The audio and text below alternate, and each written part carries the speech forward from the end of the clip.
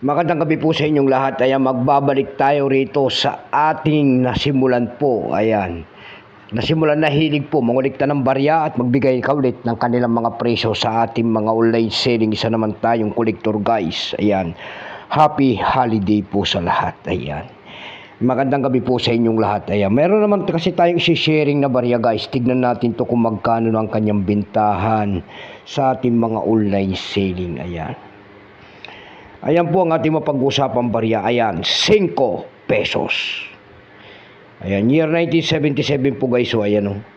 Year 1977. Ayan po. Pera po ng Mexico, guys. Ayan, 5 pesos po kung tawagin nila sa bansang Mexico. Ayan, bansang Mexico po yan. Ayan. Estados Unidos Mexicanos. Ayan.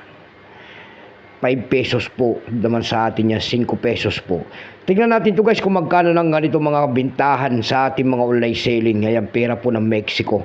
Pero bago yan tayo magpapasalamat siyempre po sa masugid na ating mga manunood dito po sa ating YouTube channel, Samuel Soriano TV29, lalo-lalo na ang aking mga subscriber po.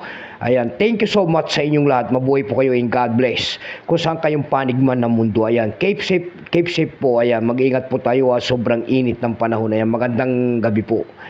Ayan, yun naman pong mga manonood ko dyan sa aking FB page. Ayan, magpapasalamat din tayo yung mga nagpapalo ko dyan sa aking FB page. Ayan, Samuel Soriano po.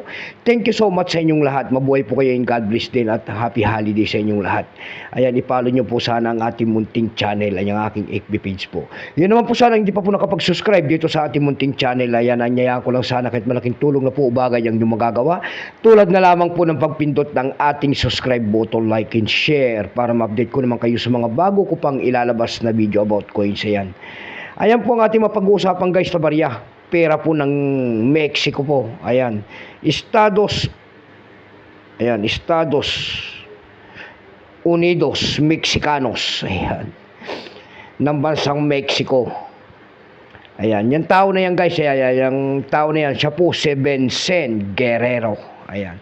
7 Cent Guerrero po ng bansang Mexico. Nagsimulang years ito, guys, mula year 1971 hanggang 1978. Value po nito kung tawagin nila ay 5 pesos. Ayan. Currency piso 1863 hanggang 1992. Composition po niyan. Kung ano materialis ang ginamit sa barya na yan po ay copper nickel. May bigat lamang itong 4 grams. May haba naman itong 33 mm. May kapal po naman itong 2.22 mm. Orientation po kung tawagin nila ay coin alignment. Itinigil naman ang paggamit sa barya na ito ng Mexico no November 15, 1995. Number N-1080. Reference number KM-472. Ito pong year 1977 na ito, guys, ito po ay 29%. Kung ilang piraso pong ginawa sa barya na yan ng Mexico, ito po ay 102 million piraso po. Ayan, may presyo na rin po yan doon sa ating lumista po. Binigyan na po ng presyo yung kaya circulated po, may presyo po na 92 pesos. Dako naman tayo sa kanyang price doon sa ating EV.com. Sa EV.com, guys, nagtingin-tingin tayo doon kung magkano na talagang kanyang bintahan. Nakakita naman tayo doon nagbebenta nito ng $25.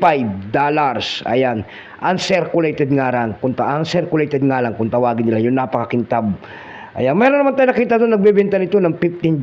Nasundan po ito ng $9.45. Yung pinakamababa po na bintahan doon ay $3.49.